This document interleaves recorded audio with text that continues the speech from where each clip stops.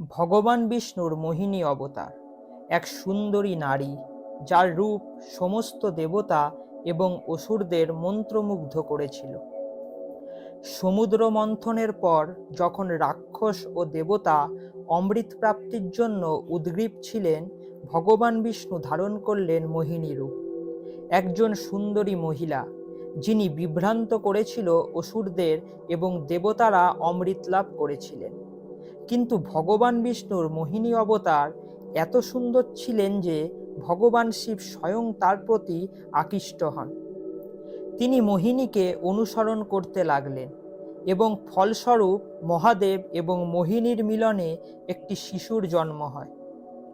ভগবান আয়াপ্পা একজন ঈশ্বর, যার জন্ম দুই পুরুষের মিলনের ফলে হয়েছিল, যার সম্মানে একটি সুন্দর মন্দির কেরালার মনোরম পাহাড়ের মাঝে নির্মিত, যেখানে দর্শনের জন্য ভক্তদের কঠোর পরিশ্রম করতে হয়। 2 মাসের জন্য ব্রহ্মচারীর মতো তপস্যা করতে হয়। শুধু তাই নয়, এই মন্দিরে যাওয়ার আগে সেখানে উপস্থিত মসজিদের দর্শন করতে হয়। সমুদ্রপৃষ্ঠ থেকে 3000 ফুট উপরে অবস্থিত শবরীমালা মন্দির সেই বিরল হিন্দু মন্দিরগুলির মধ্যে একটি, যার দরজা খোলা সকল ধর্ম ও বর্ণের মানুষের কাছে। এই মন্দিরে প্রবেশের আগে, ভগবান আয়াপ্পার দর্শন পাওয়ার আগে লোকেরা সেখানে নির্মিত মসজিদটিতে আগে যায়। এই মসজিদটি মুসলিম সাধক ভাবারের সম্মানে নির্মিত হয়েছিল, যিনি ভগবান আয়াপ্পার বন্ধু ও ভক্ত ছিলেন। ব্রহ্মাণ্ড পুরাণে ভগবান আয়াপ্পা মহাস্রষ্টা নামে পরিচিত, একজন এমন দেবতা যিনি পাপমোচনের জন্য এই পৃথিবীতে এসেছিলেন এবং এছাড়াও কেরালার একটি প্রধান দেবতা। এটা বিশ্বাস করা হয় যে প্রকৃতির নিয়মের বিরুদ্ধে যাওয়া মিলনে জন্ম নেয়া ভগবান আয়াপ্পাকে স্বর্গের দেবতারা গ্রহণ করতে অস্বীকার করেছিলেন, আর সেই কারণেই মহাদেব ও মোহিনী এই শিশুটিকে পৃথিবীতে নিয়ে আসেন এবং তাকে পাম্বা নদীর তীরে রেখে যান। একটি পুরনো কাহিনী অনুসারে একবার রাজশেখর পাণ্ডালাম রাজবংশের রাজা শিকারের জন্য পাম্বা নদীর পাশের জঙ্গলে আসেন। নদীর কাছে যেতেই তিনি একটি ছোট ছেলেকে দেখতে পেলেন, যার গলায় একটি পুঁতির মালা ছিল। তিনি ভাবতে লাগলেন, এত ছোট বাচ্চাকে এখানে একা কে ছেড়ে দিয়ে গেছে। আসলে রাজা রাজশেখরের কোনো সন্তান ছিল না, তাই তিনি এবং তার পত্নী উপাসনা করছিল বহুকাল ধরে ভগবান শিবের। শিশুটির আশেপাশে কাউকে দেখতে না পেয়ে তিনি ভাবলেন, ভগবান শিব তাদের প্রার্থনা স্বীকার করেছেন।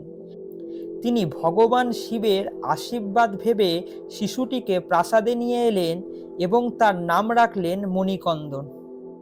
মণিকন্দন একজন বুদ্ধিমান ছেলে ছিল, কিন্তু রাজশেখরের পত্নী তাকে মোটেও পছন্দ করতেন না। সে চায়নি কোনো বন থেকে নিয়ে আসা বালক তার বংশের প্রদীপ হয়ে উঠুক। মণিকন্দন যখন বড় হচ্ছিল, রানী তার হাত থেকে মুক্তির উপায় ভাবতে লাগলেন এবং একদিন সে একটি পরিকল্পনা করল। তিনি অসুস্থ হবার ভান করলেন এবং যখন মণিকন্দন দেখা করতে আসেন, তাকে সে বলেন সে খুব অসুস্থ। ডাক্তার বলেছে একটাই ওষুধ তাকে বাঁচাতে পারে, আর তার জন্য সিংহীর দুধ দরকার। একথা শুনে মণিকন্দন তৎক্ষণাৎ জঙ্গল যাবার জন্য প্রস্তুত হলেন, আর মণিকন্দনের মা খুশি হয়েছিল। এই ভেবে দুধ নেওয়ার চেষ্টা করলে 12 বছরের মণিকন্দন সহজেই সিংহীর শিকারে পরিণত হবে। কিন্তু মণিকন্দন বনে ভিন্ন ধরনের বিপদের সম্মুখীন হয়েছিল। মণিকন্দন বনে প্রবেশ করতেই হঠাৎ মহিষী নামক এক রাক্ষসী দ্বারা আক্রান্ত হন। মহিষী ছিলেন মহিষাসুর নামে এক অসুরের বোন। যেহেতু মা দুর্গা মহিষাসুরকে পরাজিত করেছিলেন, মহিষী স্বর্গ ও পৃথিবী উভয়ের সর্বনাশ করছিল। মহিষী ব্রহ্মাজির কাছ থেকে বর পেয়েছিলেন যে শুধুমাত্র পুরুষ শক্তির মিলন থেকে জন্ম নেয়া ব্যক্তি তাকে হত্যা করতে পারবে, আর সেই কারণেই সে এত ভয়ঙ্কর ছিল। কোনো দেবতা তার ক্ষতি করতে পারেনি। তবে মণিকন্দনের জন্মের কথা মহিষী জানতেন না, এটাই তার মৃত্যুর কারণ হতে চলেছিল। মহিষী মণিকন্দনকে আক্রমণ করার সাথে সাথে কিছু না ভেবেই মণিকন্দন তাকে আক্রমণ করে। সেই মুহূর্তে তিনি তার আসল শক্তি উপলব্ধি করেছিল। তিনি বুঝতে পেরেছিলেন যে তিনি কেবল একজন সাধারণ বালক নন, তিনি একজন দেবতা যার জন্ম এই রাক্ষসীকে ধ্বংসের জন্য হয়েছে। কিছুক্ষণের মধ্যেই মণিকন্দন মুহূর্তের মধ্যে মহিষীকে দ্রুত পরাজিত করে। ভগবান আয়াপ্পা মহিষীকে বধ করার পর তার মৃতদেহ থেকে এক সুন্দরী কন্যার আবির্ভাব হয়েছিল।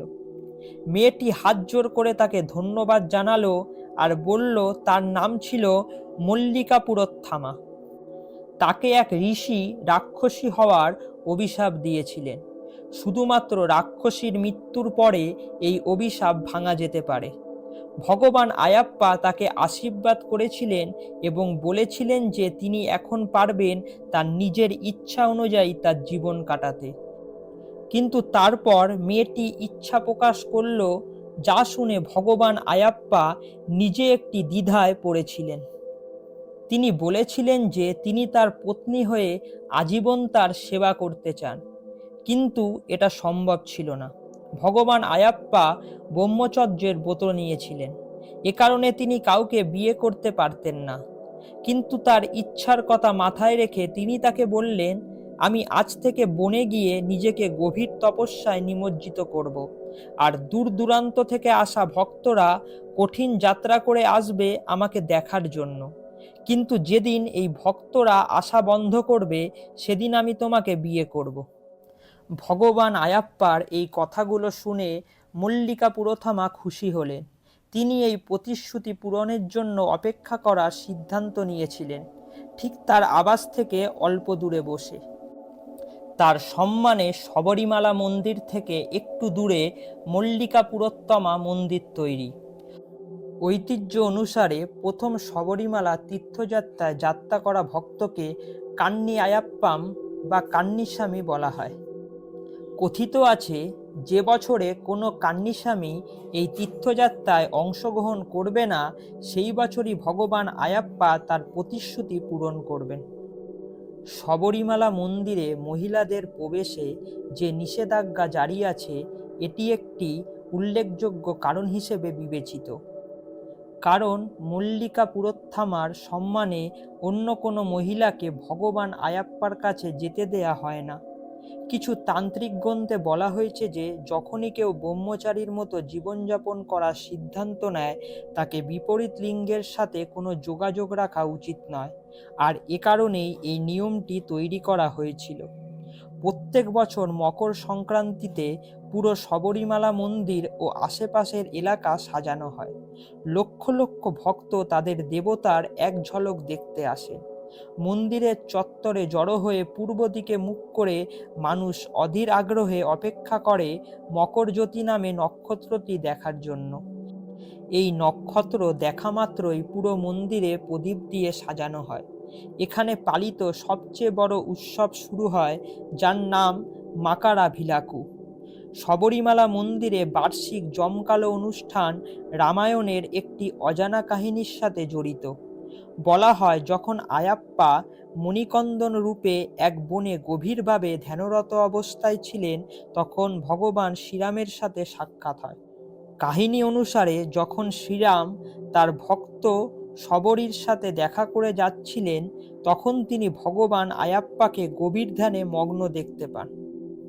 ভগবান রাম কাছে আসার সাথে সাথে তিনি বুঝতে পারেন যে ইনি ভগবান বিষ্ণুর অবতার এবং অযোধ্যার রাজকুমার ভগবান রাম।